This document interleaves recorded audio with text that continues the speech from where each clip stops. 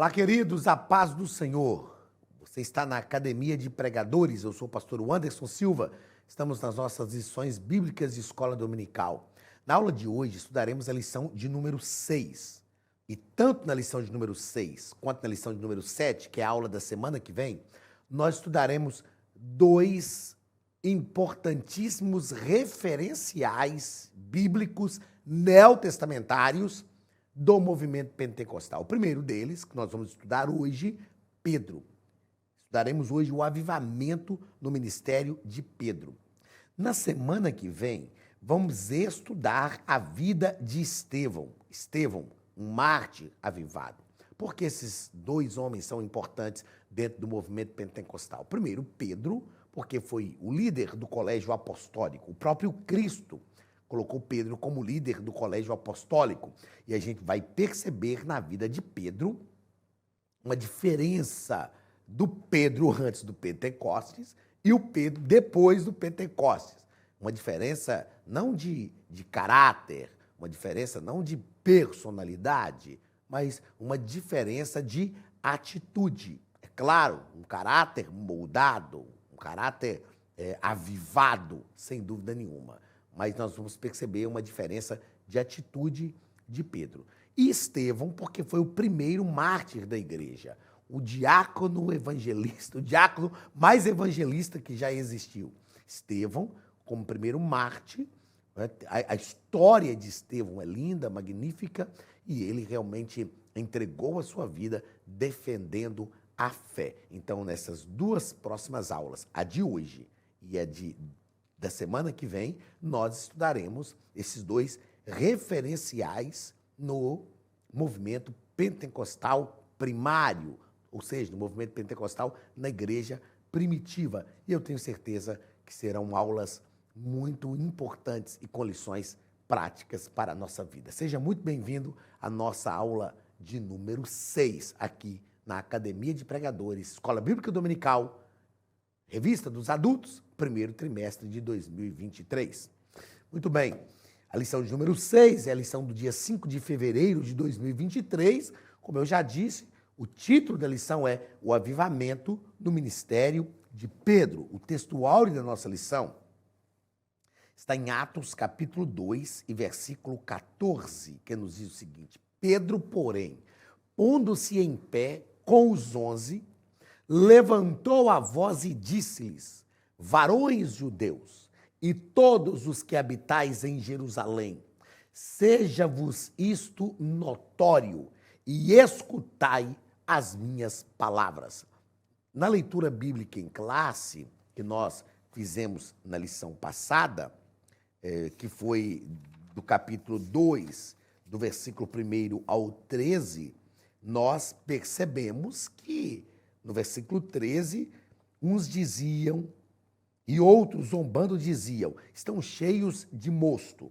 A leitura bíblica em classe dessa lição de hoje parte justamente do versículo 14, que é a continuação da leitura bíblica em classe da lição de número 5. O mosto aqui era assim, o que quando se fazia o vinho, aquela escória que sobrava, era chamado de mosto. As pessoas usavam esse mosto para se embebedarem, mas era assim, era a escória do vinho. Era a escória do vinho. E eles zombavam e diziam, olha, eles estão cheios de mosto. Assim, em outras palavras, era como se a gente dissesse esse fulano ia beber uma cachaça das mais ruins. Bebeu uma cachaça ruim. Aí Pedro se levanta, junto com os 11, mas ele toma a palavra. A gente vai perceber, vamos fazer já a leitura bíblica em classe, mas a partir do textual nós vamos perceber que Pedro teve ousadia naquele momento. Ele se levanta com muita ousadia para falar e ele fala aquilo que era necessário. A prova foi que o discurso de Pedro, a pregação de Pedro, resultou na salvação de quase 3.000 pessoas. Verdade prática. A vida de um crente pode ser comparada entre o antes e o depois de um avivamento. É claro que isso aqui é algo que precisa acontecer. Precisa acontecer. Às vezes a pessoa fala, eu fui batizado com o Espírito Santo. Tá? O que mudou na sua vida?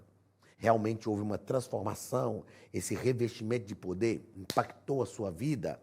Fez algo diferente? Te catapultou, te projetou ao serviço no reino de Deus?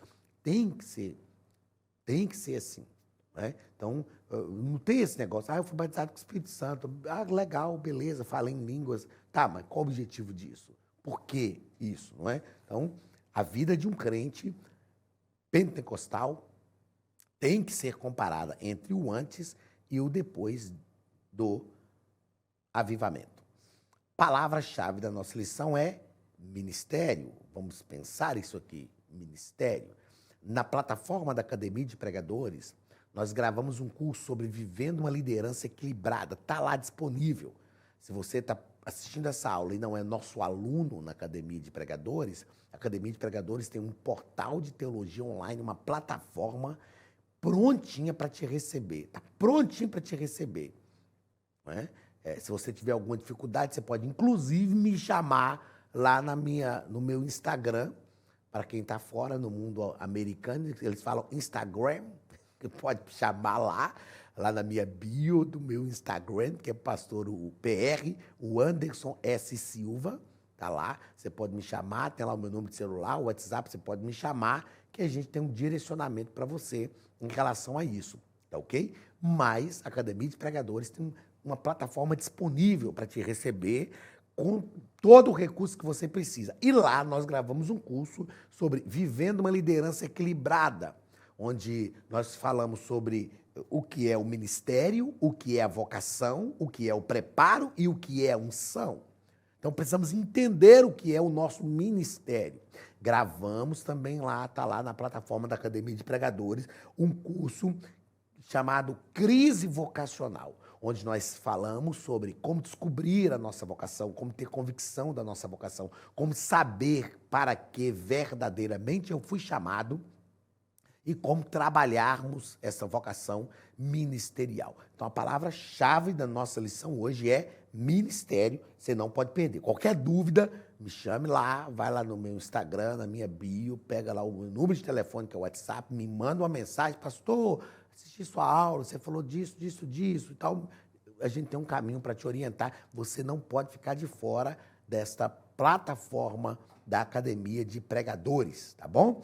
Leitura bíblica em classe, como eu disse agora há pouco, está em Atos, capítulo de número 2, versículos 14 ao 24. Pedro, porém, vamos lá no 13, para gente não perder o fio da meada. E outros zombando diziam, estão cheios de mosto. Pedro, porém, pondo-se em pé com os 11, levantou a voz e disse-lhes, varões judeus, e todos os que habitais em Jerusalém, seja-vos isso notório, e escutai as minhas palavras. Estes homens não estão embriagados como vós pensais, ou seja, não beberam essa cachaça ruim que vocês estão pensando aí, sendo esta a terceira hora do dia. Mas isto é o que foi dito pelo profeta Joel, e nos últimos dias acontecerá. Isso eles conheciam, porque eles conheciam a Torá.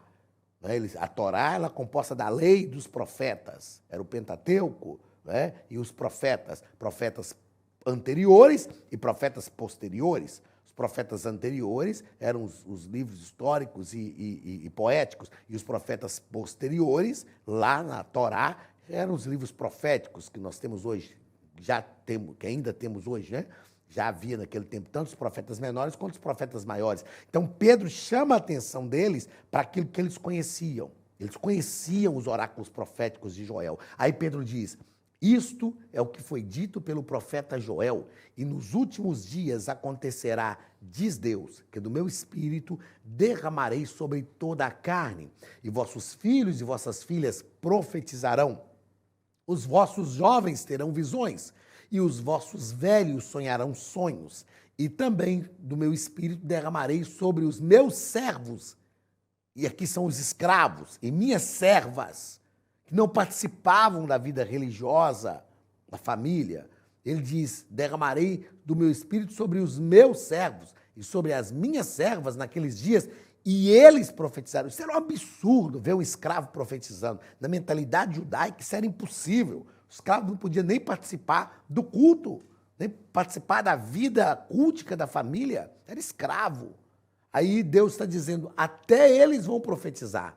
E farei aparecer prodígios em cima no céu, e sinais embaixo na terra, sangue, fogo e vapor de fumaça. O sol se converterá em trevas e a lua em sangue, antes de chegar o grande e glorioso dia do Senhor. E acontecerá que todo aquele que invocar o nome do Senhor será salvo. Pedro está dizendo: este tempo chegou.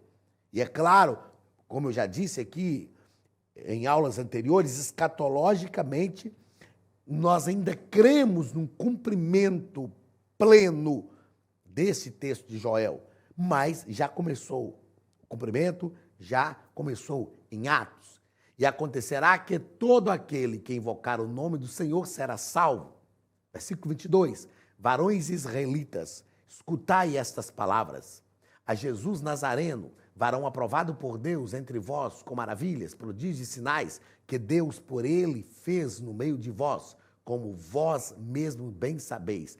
A este que vos foi entregue pelo determinado conselho e presciência de Deus, tomando-o vós, o crucificastes e matastes pelas mãos de injustos, ao qual Deus ressuscitou.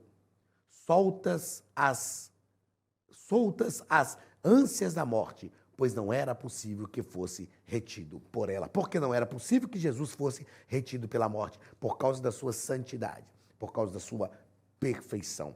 A morte não pôde detê-lo, porque ele não pecou. E se o salário do pecado é a morte, Jesus não tendo pecado, então ele não recebeu esse salário. Então a morte não pôde detê-lo. Perceba que Pedro está envolvido e no clima daquele momento.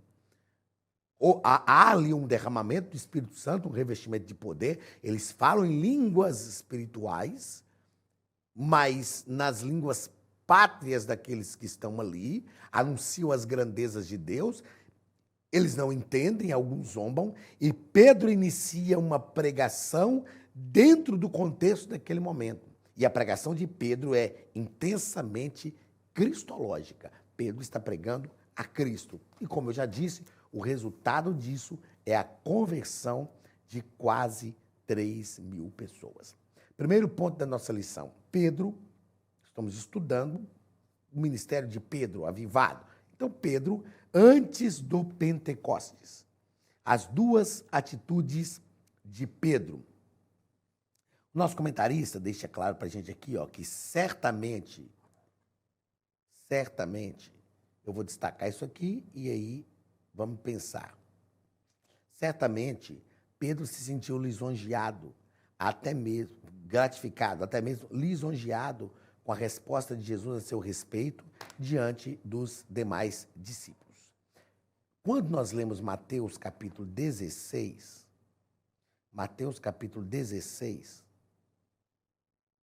Jesus pergunta aos discípulos, o que dizem os homens a respeito do Filho do Homem?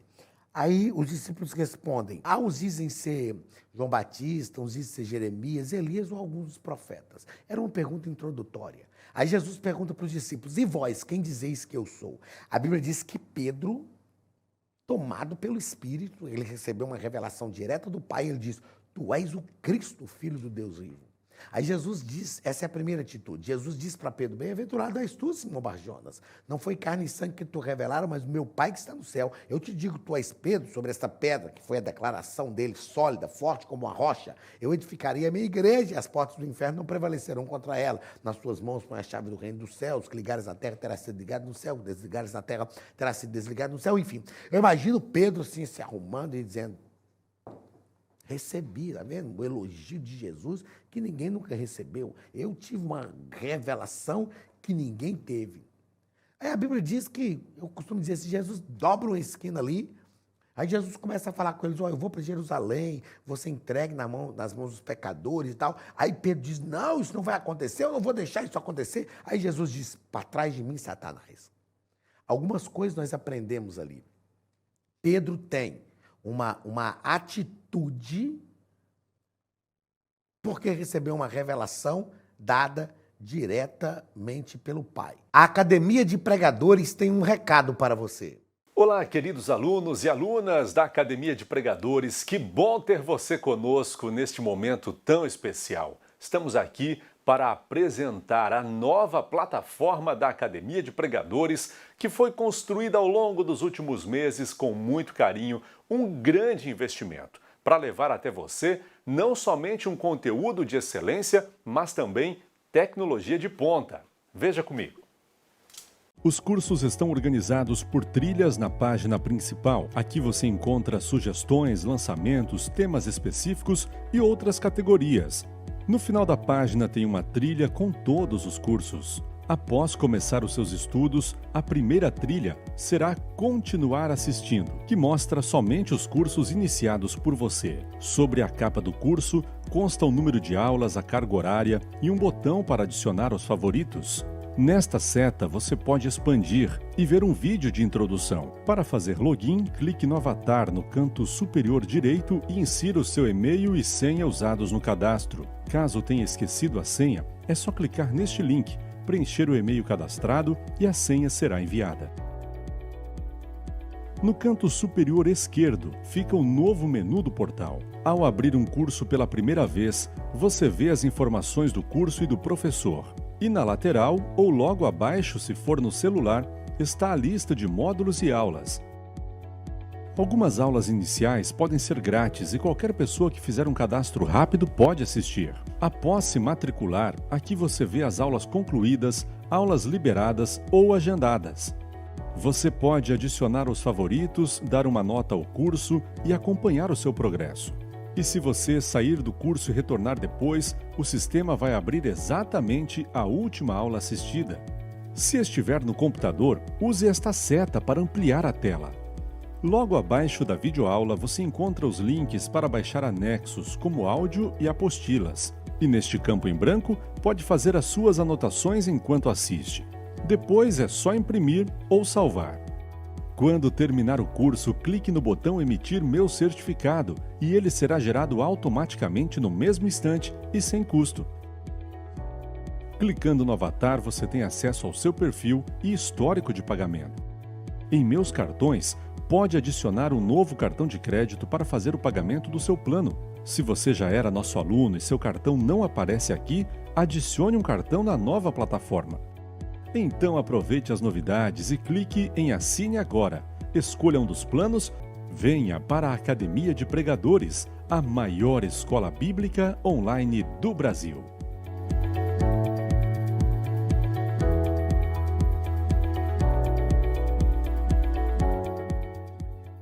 Pelo Pai. Mas logo depois, Pedro tem, logo depois em Mateus capítulo 16 e o versículo 23, Pedro se deixa ser usado pelo diabo. E Jesus diz, para trás de mim, Satanás. Sabe o que eu aprendo? Uma das coisas que eu mais aprendo aqui, nessas duas atitudes de Pedro, é que não é porque nós recebemos uma grande revelação de Deus que estamos isentos de sermos usados pelo diabo. Cuidado, cuidado, porque o diabo pode nos usar, não se apoderar de nós, mas nos usar em algum momento. Então precisamos ter cuidado. Aí Jesus repreendeu Pedro. Opa! Agora, como diz nosso comentarista, como deve ter sido desconfortável para Pedro ouvir uma pesada reprimenda após uma palavra de aprovação.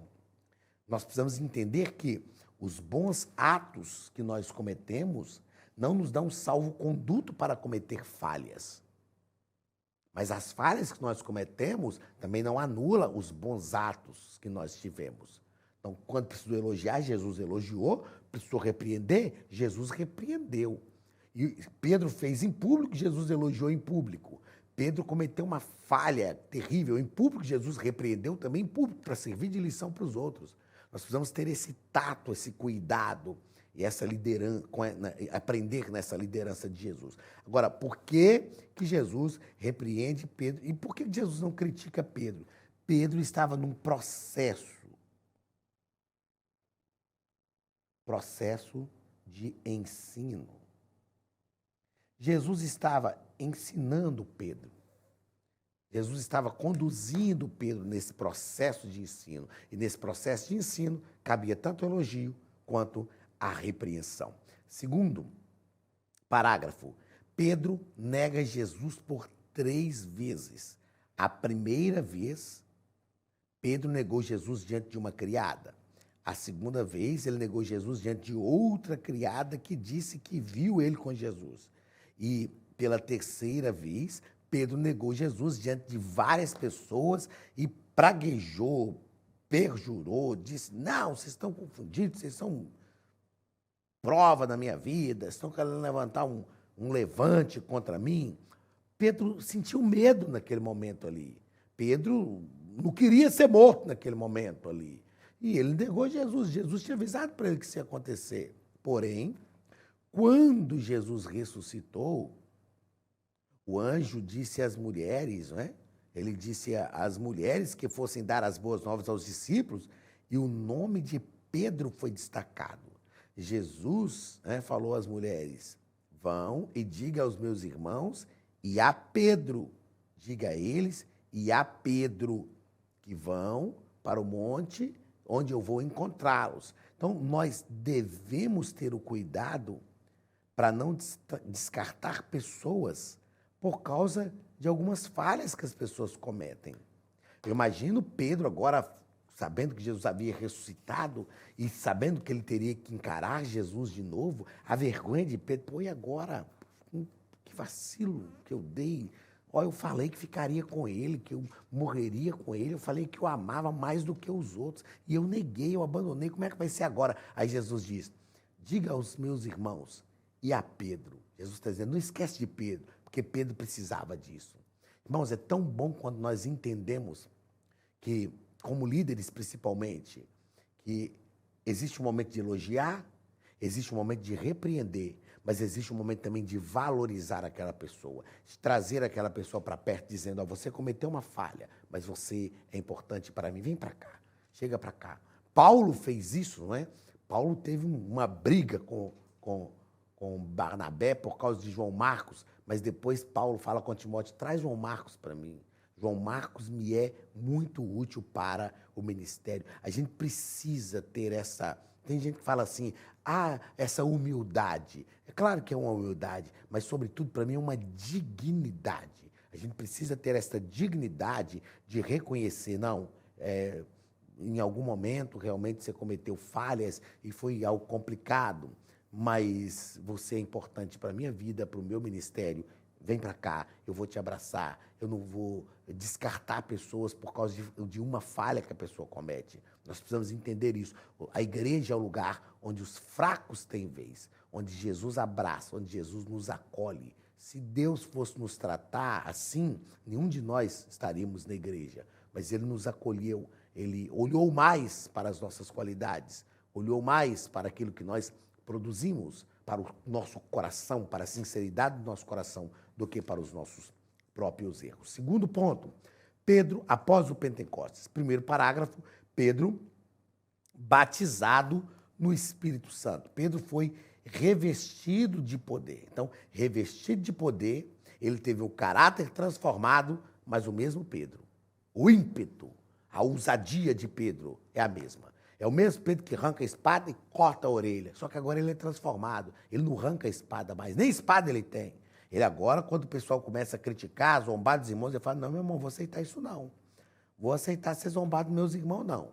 Eu não uso espada mais porque eu aprendi, agora eu sou cheio do poder de Deus. Mas vem cá, ó, esse pessoal tá cheio de cachaça não, rapaz. Esse pessoal aí tá cheio do Espírito Santo. Quer saber? Eles estão revestidos de poder por causa de Jesus, aqueles que vocês mataram. Pedro mantém a ousadia. É um traço da personalidade dele e que ele não vai perder. Mas agora ele sabe fazer, porque ele está debaixo da unção do Espírito Santo. Então o apóstolo dos judeus levantou a voz e com eloquência falou a respeito da promessa de Deus proferida pelo profeta Joel. Ele é eloquente e defende aquilo que deve ser defendido. Segundo parágrafo, Pedro e a cura do coxo. Ele estava indo para a oração.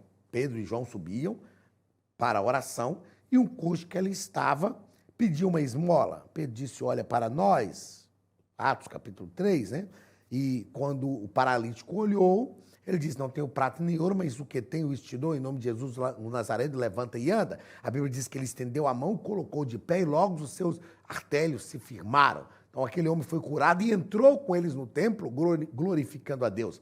E aí Pedro é questionado, por que vocês curaram esse homem?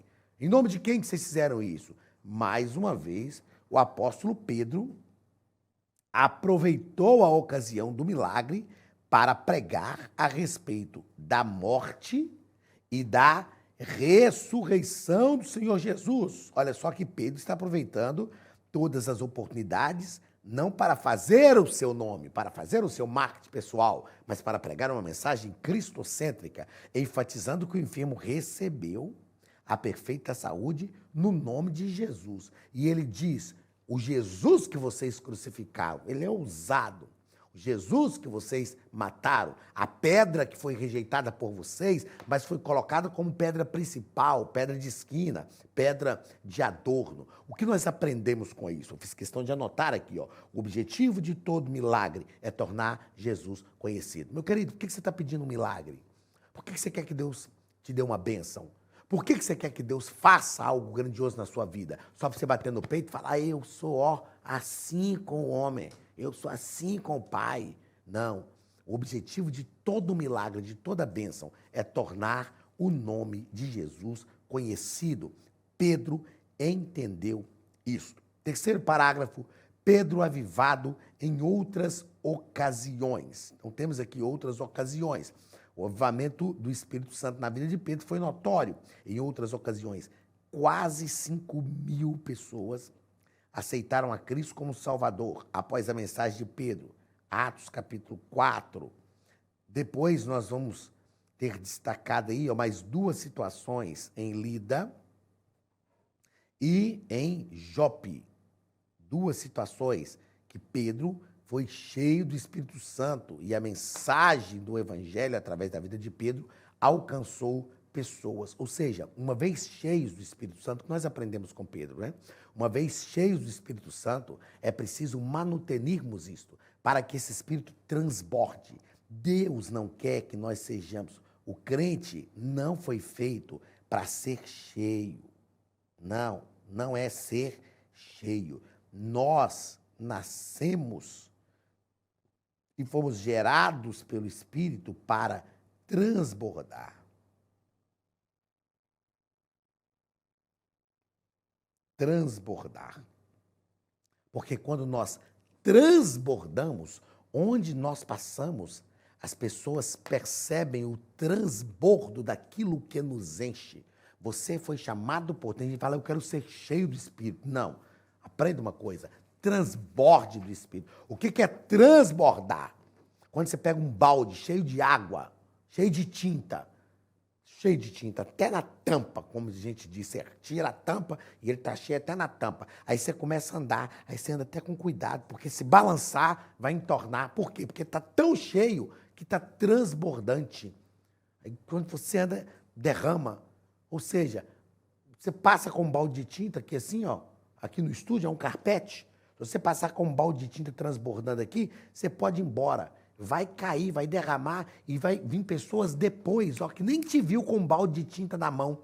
Mas ele vai olhar e passar, vai olhar e dizer, alguém passou aqui e derramou tinta. O que é o projeto de Deus para nós? É que nós transbordemos. Porque aqueles que vierem depois de nós, mesmo não nos vendo mais, saberão que alguém passou ali transbordando.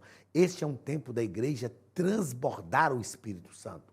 Transbordar o Espírito. Porque é no nosso transbordo que o nome de Jesus vai ser glorificado. Você precisa transbordar no seu trabalho, na sua casa, na faculdade, na rua, na fila do banco, da casa lotérica. Você precisa transbordar. Não transborde ira, mágoas, contendas. Não transborde amargura, rancores, opressões. Não transborde falta de perdão. Transborde o Espírito Santo. Este é o projeto de Deus para a tua vida. Terceiro e último ponto, a igreja de hoje e o avivamento do Pentecostes. Primeiro parágrafo, a igreja atual e o Pentecostes. O Senhor Jesus previu que antes da sua volta haveria uma grande falta de fé.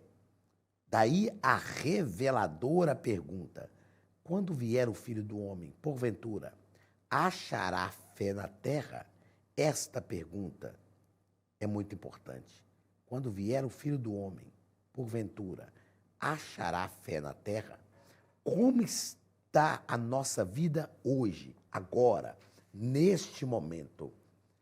Nós já estamos vivendo esses dias. O esfriamento espiritual, a falta de fé, a falta de amor. Nós já estamos vivendo esses dias. Eu não posso permitir que isso aconteça na minha vida.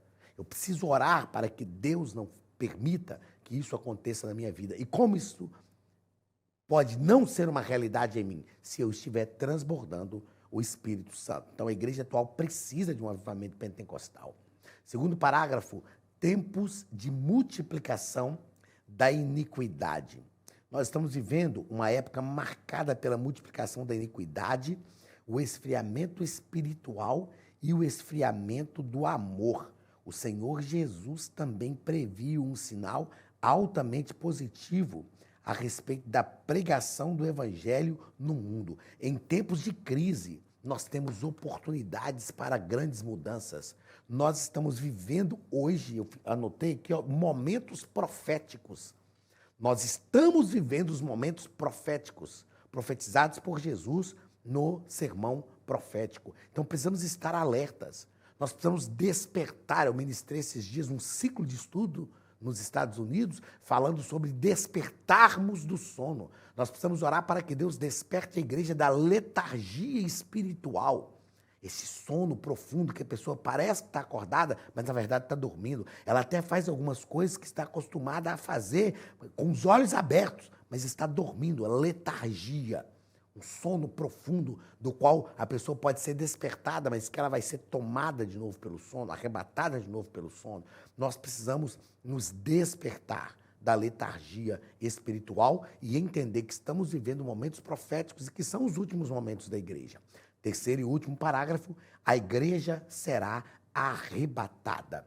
Se estamos vivendo, se reconhecemos que estamos vivendo esses momentos proféticos, escatológicos, ditos por Jesus no sermão profético, nós precisamos entender que a nossa redenção está mais perto agora do que quando recebemos a fé. Estejamos alertas, precavidos e antenados com os céus. Percebamos os movimentos proféticos que estão acontecendo em nossa época e estejamos prontos para o arrebatamento da igreja. Deus te abençoe. Na aula que vem vamos estudar a vida de Estevão. Vamos falar sobre Estevão, um Marte avivado. E vamos aprender com este grande diácono evangelista da igreja a ter uma vida avivada e ver o céu aberto. Um grande abraço e até a semana que vem em nome de Jesus.